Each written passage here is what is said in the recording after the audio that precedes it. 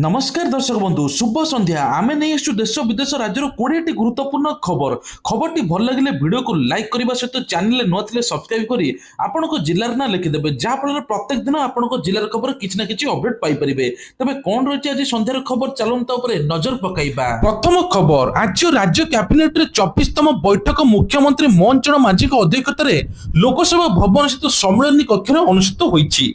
Cabinet बैठक मोट 3टी विभाग चारोटी प्रस्ताव आलोचना पूर्वक अनुमोदन मिली। तेज सेगुड़िक है number 1 electronic IT, number 2 Nutan IT policy 2025 को अनुमोदन, नंबर 3 सप्तदश विधानसभा चतुर्थ अधिवेशन अनुमोदन, नंबर 4 ओडिशा लोकसभा आयोग 3 जन सदस्य नियुक्ति अनुमोदन। परवर्ती खबर रही आसीबो सीएम को कॉल राज्य में आरंभ है आम शासन व्यवस्था। मुख्यमंत्री मोहन चरण मांझी यह शुभारंभ आज करिसेंती। लोकों को मतामत आधार रे नीति निर्धारण हेबो। साधारण लोकों को फोन करी मतामत नेबे मुख्यमंत्री। समस्त साधारण को फोन जीवो। शासन को लोकाभिमुख शासन केमिति चलीछि राज्य रे आउ कोन करिबा दरकार ए नै कि मते लोक मान को फोन कॉल जीवो। राज्य सरकार जोगाउतबा सब सेवा गुडी को ठीक भाबे चलीछि कि नै प्रश्न मध्य करिवे। ता आधार मध्य आहुरी राज्य रे चलिबो। तेणु क्षेत्र परिदर्शन समय रे सरकारी अधिकारी माने मोबाइल ऐप माध्यम रे लोकों को मतामत नेबे। फेसबुक, व्हाट्सएप, वेबसाइट, चैटबॉट सीधा सड़क टोल फ्री नंबर 14471 को फोन करी मतामत दे परिबे निजर साधारण जनता। परवर्ती खबर चाषी को प्रति वर्ष मिल 36,000 टंका। भारत एक कृषि प्रधान देश। आम देशर अर्थनीति एक बड़ अंश कृषि क्षेत्र उपरे आधारित। देशर कोटी कोटी लोकों पे कृषि होची जीविकार मुख्य उत्स। जीवन आरंभ रे चाषी माने चाष करी निजर जीविका निर्वाह करती। तेबे एक निर्दिष्ट बयस पहुंचा पर सेमानक जीवन अनेक प्रकार आर्थिक समस्या आसताए। 60 वर्ष बयस चाषी माने शारीरिक भाव में बहुत दुर्बल हो जाती, जहाँफल से कौन आयर उत्स रही न थाए। कृषक मानकर ए समस्या को दृष्टि रखी भारत सरकार एक बहुत भल योजना चलाउछंती। ए योजनार नाम होचे प्रधानमंत्री किसान मानधन योजना। ए योजना देशर बहुत लोकप्रिय एवं भारत सरकार ए योजना कोटी कोटी चाषी को आवेदन मध्य करिसंती। प्रधानमंत्री किसान मानधन योजना आवेदन करिया पई आपनकर बयस 18 ରୁ 40 वर्ष होइतिबा दरकार। ता सहित आपनको प्रति मासरे 3000 टंका मिलिबो पेंशन। ता सहित मध्य कुआ जाउछि जे 55 वर्ष पर्यंत आपण निवेश करिवे। प्रति मासरे मात्र 200 टंका आपण निजे निवेश करूछंती। आपण 60 वर्ष परे 3000 टंका पेंशन पाइबे। खबर घरोई मेडिकल कॉलेज गुड़िक एनआरआई कोटारे बड़ दुर्नीति चली सूचना मिली। नकली एनआई सर्टिफिकेट समेत विभिन्न नकली दस्तावेज दल में एमबीबीएस, यूजी, पीजी पाठ्यक्रम छात्र छात्री नाम लिखाउछंती। तबे कहउछि सर्टिफिकेट कोठू आणुछंती। 18,000 रिजर्व सीट रे छात्र छात्री में नकली दस्तावेज व्यवहार करी नाम लिखाइछंती। एनआरआई को संपर्क दर्शाई छात्र छात्री को एडमिशन कर जाइछि। नकली एनआरआई सर्टिफिकेट प्रस्तुत पे कॉलेज पक्षरु एजेंट मानको पेमेंट कर जाउथला। फल एजेंट माने नकली दस्तावेज प्रस्तुत करुथिले। ईडी अनेक मेडिकल कॉलेज रे चढ़ाऊ करी नकली एनआरआई सर्टिफिकेट जब्त करिछि। एजेंट माने लांच नेतिबा नकली फैमिली ट्री प्रस्तुत करी छात्र छात्री को एनआरआई को संपर्क रे मध्य दर्शाउथला। एबे सरकार मध्य या ऊपर तदंत करूचंती। परवर्ती खबर महिला पाई की खुशी खबर आउ पार्लर देबाकू पड़िबनी अधिक टंका। सेप्टेम्बर आरंभ हेबा पई जाउची जीएसटी परिषद बैठक रे प्रधानमंत्री को प्रतिश्रुति अनुसार वैप्लविक परिवर्तन देखा जाई पारे। विशेष करी साधारण लोकों को बड़ लाभ मिलियो बोली कुआ जाउची। बैठक रे सीमेंट, सैलून, ब्यूटी पार्लर समेत अनेक उत्पाद ऊपर टिकस ह्रास करिया पई योजना करूचंती। स्वास्थ्य बीमा योजना ऊपर मध्ये आलोचना करा जिवो। एही बैठक रे समस्त खाद्य बयन शिल्प उत्पाद को 5% स्लैब रे आनिया पई विचार हेबो, जहा द्वारा अनेक टिकस व्यवस्था को सहज कर जाई परिबो। समस्त वर्गीकरण संबंधी चिंता दूर करा जिवो। टाइम्स ऑफ इंडिया सूत्र अनुसार सीमेंट ऊपर जीएसटी को 28% रु 18% ह्रास हेबो, जहा पर नित्यदिन व्यवहार करुवा जिनिस पत्र मध्य महंगा हेबो नाही। सब किछि सस्ता होई जिवो बोली कुहा जाउची। परवर्ती खबर पानी छाड़िले मिलिबो क्षतिपूरण। राज्य रे बन्या स्थिति नै राजस्व मंत्री सुरेश पुजारी प्रतिक्रिया सामना को आछि। से कहिसेंती जे ବ୍ରାହ୍ମଣୀ ସତର୍କ ସଂକେତ ଉପରେ ଆଖୁଆପଦାରେ ବୈତରଣୀ ସ୍ଥିର ଅଛି। ଆହୁରି କହିଛନ୍ତି ରାଜଘାଟ ମଥାନୀ ସୁବର୍ଣ୍ଣରେଖାରେ ସାମାନ୍ୟ ବିପଦ ସଂକେତ ଅଛି। ଯାଜପୁରରେ ସର୍ବାଧିକ 46ଟି ଗାଁ 14ଟି ପଞ୍ଚାୟତ ପ୍ରଭାବିତ ହୋଇଛି। ସମସ୍ତ ସେବା ଯୋଗାଇ ଦେବା ପାଇଁ ଜିଲ୍ଲାପାଳଙ୍କୁ ନିର୍ଦ୍ଦେଶ ଦିଆଯାଇଛି। ସାପ ବିପଦକୁ ନେଇ ରାଜସ୍ୱ ମନ୍ତ୍ରୀ କହିଛନ୍ତି ବନ୍ୟାରେ ମୃତାହତ ଖବର ନାହିଁ, ହେଲେ ବେଶୀ ସମୟ ପାଣିରେ ରୁହନ୍ତୁ ନାହିଁ, କାରଣ ସାପ ବିପଦ ଅଛି। ଆଶ୍ରୟସ୍ଥଳକୁ ଆସନ୍ତୁ, ପୋଲିସ ଘର ଜଗିବାକୁ ନିର୍ଦ୍ଦେଶ ଦିଅନ୍ତୁ। କ୍ଷୟକ୍ଷତି ଆକଳନ ନିର୍ଦ୍ଦେଶ ଦିଆଯାଇଛି। ପାଣି ଛାଡୁ ଛାଡୁ କ୍ଷତିପୂରଣ ମିଳିବ ବୋଲି ରାଜସ୍ୱ ମନ୍ତ୍ରୀ ସୁରେଶ ପୂଜାରୀ କହିଛନ୍ତି। ପରବର୍ତ୍ତୀ ଖବର, ଏସଏଚଜି ମହିଳାଙ୍କୁ ମିଳିବ 10 ଲକ୍ଷ ଟଙ୍କା ଋଣ। ଏନେଇ ମୁଖ୍ୟମନ୍ତ୍ରୀଙ୍କର ବଡ଼ ଘୋଷଣା। ରାଜ୍ୟରେ ଥିବା ମହିଳାଙ୍କୁ ଆତ୍ମନିର୍ଭରଶୀଳ ସ୍ୱାବଲମ୍ବୀ କରିବା ଦିଗରେ ସରକାର ବିଭିନ୍ନ ପ୍ରକାର ଯୋଜନା ମଧ୍ୟ କରୁଛନ୍ତି। ତା ମଧ୍ୟରୁ ଏବେ ଏସଏଚଜି ମହିଳାଙ୍କୁ ମଧ୍ୟ ସାମିଲ କରିବା ପାଇଁ କହୁଛନ୍ତି, ଯେଉଁ ମହିଳା ଏସଏଚଜି ରେ ସାମିଲ ହୋଇନାହାନ୍ତି। ତେବେ ଏସଏଚଜି ମହିଳାରେ 10 ଲକ୍ଷ ପର୍ଯ୍ୟନ୍ତ ଋଣ ଦେଲେ ସେ ଆତ୍ମନିର୍ଭର ହେବା ସହିତ ଲକ୍ଷପତି ଦିଦିରେ ମଧ୍ୟ ସାମିଲ ହୋଇପାରିବେ। ଏପର୍ଯ୍ୟନ୍ତ ରାଜ୍ୟରେ 8 ଲକ୍ଷ ମହିଳା ଲକ୍ଷପତି ଦିଦିରେ ସାମିଲ ହୋଇଗଲେଣି। ତା ସହିତ ମଧ୍ୟ ସରକାରଙ୍କ ଲକ୍ଷ୍ୟ ଅଛି 2 ବର୍ଷ ଭିତରେ 25 ଲକ୍ଷ ମହିଳା ଲକ୍ଷପତି ଦିଦି ବନି ସାରିଥିବେ। ତେବେ ଓଡ଼ିଶା ଶ୍ରେଷ୍ଠ ହେବ। ବିକଶିତ ଓଡ଼ିଶା ବିକଶିତ ଗାଁ ଲକ୍ଷ୍ୟରେ ସରକାର ଏଭଳି ଯୋଜନା କରୁଛନ୍ତି। ପରବର୍ତ୍ତୀ ଖବର, ଓଡ଼ିଆ ଆଦିବାସୀ ଝିଅଙ୍କୁ ମିଳିବ ପାଇଲଟ ଟ୍ରେନିଂ। ଭୁବନେଶ୍ୱର ଠାରେ ଆୟୋଜିତ ପୂର୍ବାଞ୍ଚଳ ବେସାମରିକ ବିମାନ ପରିବହନ ମନ୍ତ୍ରିମଣ୍ଡଳ ସମ୍ମିଳନୀରେ ମୁଖ୍ୟମନ୍ତ୍ରୀ ମୋହନ ଚରଣ ମାଝୀ ଯୋଗଦେଇ ଘୋଷଣା କରିଥିଲେ ଯେ ରାଜ୍ୟ ସରକାରଙ୍କ ପ୍ରମୁଖ ପ୍ରୟାସ ଏବେ ଅଧୀନରେ କ୍ୟାଡେଟ୍ ପାଇଲଟ ପ୍ରୋଗ୍ରାମ ଆରମ୍ଭ ହେବା ପାଇଁ ଯାଉଛି, ଯେଉଁଥିରେ ଆଦିବାସୀ କନ୍ୟାମାନଙ୍କ ପାଇଲଟ ହେବା ପାଇଁ ତାଲିମ ମଧ୍ୟ ଦିଆଯିବ। ତେବେ ଏହା ଅନୁଯାୟୀ ଭୁବନେଶ୍ୱର ବିଜୁ ପଟ୍ଟନାୟକ ଆନ୍ତର୍ଜାତିକ ବିମାନ ବନ୍ଦରରେ ଏକ ଆଧୁନିକ ଏମଆରଓ ସୁବିଧା ସ୍ଥାପିତ ହେବ। ଏସହିତ ରାଜ୍ୟରେ ଯୁବମାନଙ୍କ ଦକ୍ଷତା ବିକାଶ ପ୍ରଶିକ୍ଷଣ ଚାକିରି ସୁଯୋଗ ସୃଷ୍ଟି କରିବା ନିମନ୍ତେ ରାଜ୍ୟ ସରକାର ଏୟାର ୱାର୍କ ସହିତ ଏକ ଚୁକ୍ତି ସ୍ୱାକ୍ଷର କରିଛନ୍ତି। ଏହି ଅବସରରେ ଅଭିଭାଷଣ ରଖି ମୁଖ୍ୟମନ୍ତ୍ରୀ କହିଛନ୍ତି ଯେ ପୁରୀରେ ଏକ ବିଶ୍ୱସ୍ତରୀୟ ଆନ୍ତର୍ଜାତିକ ବିମାନ ବନ୍ଦର ନିର୍ମାଣ ହେଉଛି। ଏହି ବିମାନ ବନ୍ଦର ସାରା ବିଶ୍ୱର କୋଟି କୋଟି ଜଗନ୍ନାଥଙ୍କର ଆଧ୍ୟାତ୍ମିକ ସାଂସ୍କୃତିକ ଦ୍ୱାରପଥ ହେବ। ଏଥିସହିତ ଝାରସୁଗୁଡ଼ା ବିମାନ ବନ୍ଦର ବିସ୍ତାର ପାଇଁ ଜମି ବ୍ୟବସ୍ଥା ମଧ୍ୟ କରାଯାଇଛି। 14 ମାସ ଭିତରେ ଓଡ଼ିଶାର ବିମାନ ବନ୍ଦର ଗୁଡ଼ିକ 15ଟି ନୂଆ ଗନ୍ତବ୍ୟ ସହିତ ଯୋଡ଼ା ଯାଇଛି। ପରବର୍ତ୍ତୀ ଖବର, ତେବେ କୁହାଯାଉଛି ଯେ ଓଡ଼ିଆ ଶିକ୍ଷକଙ୍କୁ ମିଳିବ ଜାତୀୟ ଶିକ୍ଷକ ସମ୍ମାନ। ଓଡ଼ିଶା ପାଇଁ ଗର୍ବ ଏବଂ ଗୌରବର କଥା। ବର୍ତ୍ତମାନ ପ୍ରକାଶ ପାଇଛି ଯେ ଜାତୀୟ ଶିକ୍ଷକ ସମ୍ମାନ 2025ର ତାଲିକା। ଏହି ତାଲିକାରେ ଅଛନ୍ତି 2 ଜଣ ଓଡ଼ିଆ ଶିକ୍ଷକ, ଅର୍ଥାତ ଜାତୀୟ ଶିକ୍ଷକ ସମ୍ମାନ ପାଇବେ 2 ଜଣ ଓଡ଼ିଆ ଶିକ୍ଷକ।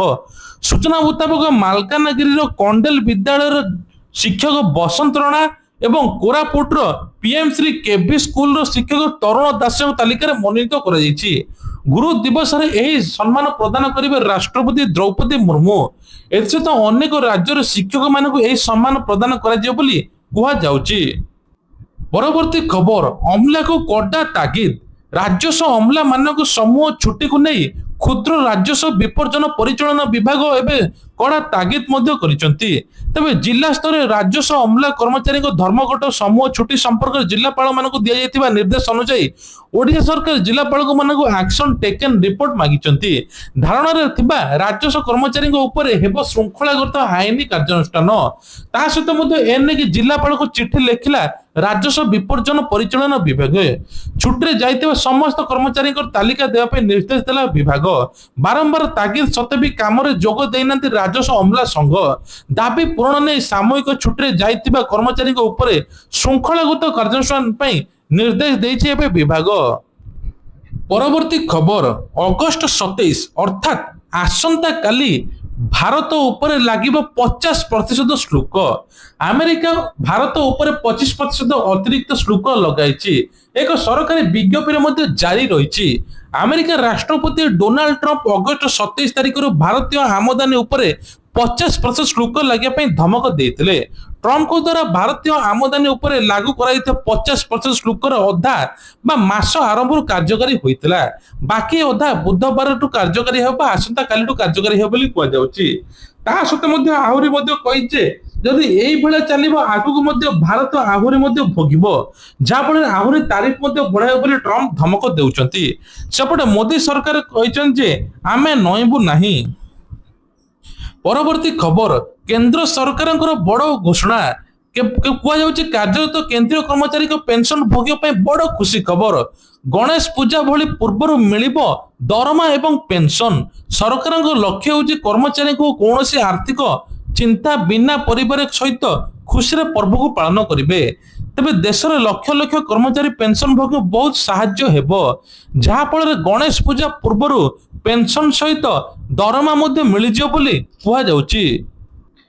ପରବର୍ତ୍ତୀ ଖବର, ଭାଙ୍ଗିଲା ନଦୀ ବନ୍ଧ, କାଣି ନଦୀରେ 50 ଫୁଟର ଘାଇ, ଉଦ୍ଧାର କାର୍ଯ୍ୟ ଜାରି, ବଢୁଛି ବୈତରଣୀ ଜଳସ୍ତର। ଯାଜପୁରରେ ଦଶରଥ ବ୍ଲକ ମଲ୍ଲିକାପୁର ପଞ୍ଚାୟତ ମୁସଲିମ ବସ୍ତି ନିକଟରେ ସୃଷ୍ଟି ହୋଇଛି ବିରାଟ ବଡ ଘାଇ, ଯାହା ଫଳରେ କୁହାଯାଉଛି ଯେ 25ରୁ ଉର୍ଦ୍ଧ୍ୱ ଗାଁ ଏବେ ବନ୍ୟା ଜଳ ପ୍ରବେଶ କରିଛି। ହଜାର ହଜାର ଲୋକ ପାଣିରେ ବୁଡି ରହିଛନ୍ତି। ସେପଟେ ଭୟଭୀତ ହୋଇପଡିଛନ୍ତି ଲୋକେ। ସରକାରୀ ସାହାଯ୍ୟ ମଧ୍ୟ ମିଳୁଛି, କିନ୍ତୁ ଲୋକେ ଏବେ ମୁଣ୍ଡରେ ହାତ ଦେଇ ବସିଛନ୍ତି। ବହୁତ ପ୍ରକାର କ୍ଷତି ମଧ୍ୟ ହୋଇଛି। ଏପଟେ ସରକାର କହିଛନ୍ତି ପାଣି ଛାଡିଲା ମାତ୍ରେ ତୁରନ୍ତ କ୍ଷତିପୂରଣ ମଧ୍ୟ ମିଳିବ। ପରବର୍ତ୍ତୀ ଖବର, ଏଥର ରାଜଧାନୀରେ ଗଣେଶ ପୂଜାରେ ବାଜିବନି ଡିଜେ, କମ ସାଉଣ୍ଡରେ ବାଜି ପାରିବ ଭକ୍ତି ସଙ୍ଗୀତ, ଆଉ ୟାଡୁ ସାଡୁ ଗୀତ ବାଜିବ ନାହିଁ। ମେଲୋଡି ମଧ୍ୟ ସମ୍ପୂର୍ଣ୍ଣ ବନ୍ଦ। ଏଥର କୁହାଯାଉଛି ଯେ ବାଦ୍ୟ ନାଟ ବା ସଂସ୍କାର ଆଣିବା ପାଇଁ ସରକାର ଚିନ୍ତା କରୁଛନ୍ତି। କୌଣସି ପ୍ରକାର ଏମିତି ଅଶ୍ଳୀଳ ଗୀତ ଲାଗିବ ନାହିଁ। ଯିଏ ଲଗାଉଥିବ ତା ଉପରେ ଦୃଢ କାର୍ଯ୍ୟାନୁଷ୍ଠାନ ନିଆଯିବ।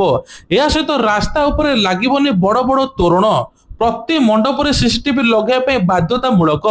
ପୂଜା ସମୟରେ ଦାଦା ବଟି ଆଦାୟ କଲେ ଦୃଢ କାର୍ଯ୍ୟାନୁଷ୍ଠାନ ନିଆଯିବ। ସେପରି ରାତି 10ଟା ପରେ ମଧ୍ୟ ସମ୍ପୂର୍ଣ୍ଣ ମେଲୋଡି ଭଜନ ସମ୍ଭାର ବନ୍ଦ। ଏନେଇ କମିଶନରେଟ ପୋଲିସ ମଧ୍ୟ କହିଛି। ତା ସହିତ ଭସାଣ ଉତ୍ସବରେ ମଧ୍ୟ ବାଣ ଫୁଟିବ ନାହିଁ। ନିଶା ମୁକ୍ତ ରହିବ ଅଞ୍ଚଳ। ପରବର୍ତ୍ତୀ ଖବର, ବଢିଲା ଗାଡି ବ୍ୟବହାର ସୀମା, 15ରୁ 20 ବର୍ଷକୁ ବଢିଲା ଗାଡି ବ୍ୟବହାରର ସୀମା। ତେବେ କିଛି ଦିନ ପୂର୍ବରୁ 15 ବର୍ଷ ପୁରୁଣା ଗାଡି ଆଉ ଚାଲୁ ନଥିଲା। ଏବେ ସରକାର ନିଷ୍ପତ୍ତି ବଦଳାଇଛନ୍ତି।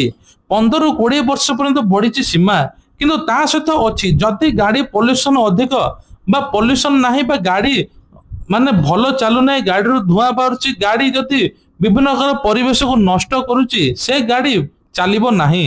15 ବର୍ଷର ଭଲ କଣ୍ଡିସନ ଗାଡି ଚାଲିବ। ପରବର୍ତ୍ତୀ ଖବର, ଚାଷୀଙ୍କ ପାଇଁ ଖୁସି ଖବର, ଆକାଉଣ୍ଟକୁ ଆସିବ 2000 ଟଙ୍କା। ଏନେଇ ରାଜ୍ୟ ସରକାରଙ୍କର ବଡ ଘୋଷଣା। 28 ତାରିଖରେ ନୂଆଖାଇ ପଡୁଥିବାରୁ ତାର ପୂର୍ବ ଦିନ ପ୍ରଦାନ କରାଯିବ ଟଙ୍କା। ଚାଷୀ ମାନଙ୍କ ବ୍ୟାଙ୍କ ଆକାଉଣ୍ଟ ସିଧାସଳଖ 2000 ଟଙ୍କା ଆସିବ। ଏହା ଦ୍ୱାରା 52 ଲକ୍ଷ କ୍ଷୁଦ୍ର ନାମମାତ୍ର ଚାଷୀ ଉପକୃତ ହେବେ। ଏହି ଯୋଜନା ରାଜ୍ୟ ସରକାର 2ଟି କିସ୍ତିରେ 4000 ଟଙ୍କା ପ୍ରଦାନ କରିଥାନ୍ତି। ମୁଖ୍ୟମନ୍ତ୍ରୀ ଫାଇଲରେ ଦସ୍ତଖତ କରିବା ପରେ ଚାଷୀଙ୍କ ଖାତାକୁ ସିଏମ କିଷାନ ଟଙ୍କା ସିଧା ଯିବ। ପୂର୍ବରୁ 45 ଲକ୍ଷ କ୍ଷୁଦ୍ର ନାମମାତ୍ର ଚାଷୀ 19 ଲକ୍ଷରୁ ଅଧିକ ଭୂମିହୀନ କାଳିଆ ଯୋଜନାରେ ସହାୟତା ମିଳୁଥିଲା। ଖବର ଅନୁଯାୟୀ ଏବେ ମଧ୍ୟ କୁହାଯାଉଛି ପାଖାପାଖି 52 ଲକ୍ଷ ଚାଷୀ ପାଇବେ। ପରବର୍ତ୍ତୀ ଖବର, ହୋଟେଲରେ ଖୋଲିବ ମଦ ବାର୍, ଏ ନେଇକି ବଡ ସୂଚନା ଦେଇଛନ୍ତି ସରକାର। ଏଥିପାଇଁ ନୀତିଗତ ଭାବେ ନିଷ୍ପତ୍ତି ନିଆଯିବ। ପୁରୀ କୋଣାର୍କ, ପୁରୀ ସାତପଡା, ପିପିଲି କୋଣାର୍କ 4ଟି ଲେନ୍ ବିଶିଷ୍ଟ କରାଯିବ। ସେହିପରି ରାଜ୍ୟରେ 20 କୋଟିରୁ ଅଧିକ ହୋଟେଲ ଗୁଡିକରେ ମଦ ବାର୍ ଖୋଲିବା ପାଇଁ ଅନୁମତି ଦିଆଯିବ ବୋଲି ସରକାର ଏପଟେ ମଧ୍ୟ କହିଛନ୍ତି। ତା ସହିତ ଆଉ ଗୋଟେ ବଡ ଖବର, ଜାମ୍ମୁ କାଶ୍ମୀରରେ ବାଦଲ ଫଟା ବର୍ଷା, 3ରୁ 4 ଜଣଙ୍କର ମୃତ୍ୟୁ ଆଶଙ୍କା। ଜାମ୍ମୁ କାଶ୍ମୀରରେ ହଠାତ୍ ବାଦଲ ଫଟା ବର୍ଷା ହୋଇଛି। ବହୁତ ଘର ମଧ୍ୟ ଭାସି ଯାଇଛି। ଜାମ୍ମୁ ଶ୍ରୀନଗରରେ ଜାତୀୟ ରାଜପଥରେ ଯାତାୟାତ ସମ୍ପୂର୍ଣ୍ଣ ଠପ୍ ହୋଇଯାଇଛି। ଲଗାତାର ବର୍ଷା ଯୋଗୁଁ ଭୂସ୍ଖଳନ, ପଥର ଖସିବା ମଧ୍ୟ ଦେଖାଯାଉଛି। ଅନେକ ଲୋକ ମଧ୍ୟ ଫସି ରହିଛନ୍ତି। ପରବର୍ତ୍ତୀ ଖବର, ଭାରତୀୟ ନୌସେନାକୁ ଆଜି ମିଳିବ ଡବଲ ପାୱାର, ସ୍ୱଦେଶୀ କ୍ଷମତାରେ କରିବ ଶକ୍ତି ପ୍ରଦର୍ଶନ। ତେବେ କୁହାଯାଉଛି ଆଇଏନଏସ୍ ଉଦୟଗିରି, ଆଇଏନଏସ୍ ହିମଗିରି ଉଭୟ ଯୁଦ୍ଧ ଜାହାଜ ଆଜି ଅପରାହ୍ନ 2ଟା 45 ଭାରତୀୟ ନୌସେନାରେ ସାମିଲ ହେବେ। 2ଟି ଯୁଦ୍ଧ ଜାହାଜକୁ ଏକକାଳୀନ ନୌସେନାରେ ସାମିଲ କରାଯାଉଛି, ଯାହା ପ୍ରଥମ ଥର ପାଇଁ ହେବାକୁ ଯାଉଛି। ଏହା ସହିତ ଭାରତ ପାଖରେ 3ଟି ଫ୍ରିଗେଟ୍ ସ୍କ୍ୱାଡ୍ରନ ରହିବେ, ଯାହା ସ୍ୱଦେଶୀ କ୍ଷମତାରେ ମାଧ୍ୟମରେ ମଧ୍ୟ ଇଣ୍ଡଷ୍ଟ୍ରିଆଲ ଟେକ୍ନୋଲୋଜି ତା ସହିତ ଶକ୍ତିର ପ୍ରଦର୍ଶନ କରିବ। ତେବେ ଆସନ୍ତୁ ଜାଣିବା ଯୋଜନା ବିଷୟରେ। ସୁଭଦ୍ରା ଟଙ୍କା, ମୃତ ବ୍ୟକ୍ତି ଯୋଉ ଦର୍ଶାଯାଇଥିଲା ପୁଣି ତାଙ୍କୁ ସୁଭଦ୍ରା ଟଙ୍କା ମିଳିବ। ତା ସହିତ ମଧ୍ୟ ସୁଭଦ୍ରା ପୋର୍ଟାଲ ଖୋଲା ଅଛି 21 ବର୍ଷ ଯାହା କହିଛି ସୁଭଦ୍ରା ପୋର୍ଟାଲରେ ସେମାନେ ଆବେଦନ କରିପାରିବେ। ଖୁବ ଜଲ୍ଦି ମଧ୍ୟ ତାଙ୍କୁ ସୁଭଦ୍ରା ଟଙ୍କା ମିଳିବ। ଭତ୍ତା ଟଙ୍କାକୁ ନେଇ ବଡ ଅପଡେଟ 80 ବର୍ଷର ଉର୍ଦ୍ଧ୍ୱ ହିତାଧିକାରୀଙ୍କୁ ଭତ୍ତା ଟଙ୍କା ମିଳିବ। 60 ବର୍ଷର ଭତ୍ତା ଟଙ୍କା ସରକାର ବଢେଇବେ ବୋଲି ମଧ୍ୟ ଯୋଜନା କରୁଛନ୍ତି। ସରକାର ମୁତାବକ ସବୁ ଘୋଷଣା ତାଙ୍କର ଯେତିକି ଥିଲା ସବୁ କିଛି ସାମିଲ କରିଛନ୍ତି। ତା ସହିତ ସ୍କୁଲ ପିଲାମାନଙ୍କୁ ଏଥର ମଧ୍ୟ 1250 ଟଙ୍କା ମଧ୍ୟ ମିଳିବ ଏପଟେ ଉତ୍ତରପ୍ରଦେଶ ସରକାର କହିଛନ୍ତି। ଏପଟେ ମୋହନ ସରକାର ମଧ୍ୟ କହିଛନ୍ତି ଯେ ଏସଏଚଜି ମହିଳାକୁ ଲକ୍ଷପତି ଯୋଜନାରେ ଏବେ ଉଦ୍ୟୋଗପତି ମାନଙ୍କୁ 10 ଲକ୍ଷ ପରିବର୍ତ୍ତେ 20 ଲକ୍ଷ ମଧ୍ୟ ମିଳିବ। ସାର୍ ଏ ନେଇକି ମଧ୍ୟ ରାସନ କାର୍ଡରେ ଯାହାର ମଧ୍ୟ ଆର୍ଥିକ ସ୍ୱଚ୍ଛଳ ପାଇଁ ଇନକମ ଜିରୋ ତାଙ୍କୁ ରାସନ କାର୍ଡରେ 1000 ଟଙ୍କା ସହାୟତା ମିଳିବ। ତେବେ ଇଏ ଥିଲା ଆଜିର ଦେଶ ବିଦେଶ ରାଜ୍ୟର ଗୁରୁତ୍ୱପୂର୍ଣ୍ଣ ଖବର। ଖବରଟି ଭଲ ଲାଗିଥିଲେ ଲାଇକ୍ କରିବା ସହିତ ଚ୍ୟାନେଲ ନୂଆ ଥିଲେ ସବସ୍କ୍ରାଇବ କରିବା ପାଇଁ ଭୁଲିବେ ନାହିଁ। ଜୟ ଜଗନ୍ନାଥ।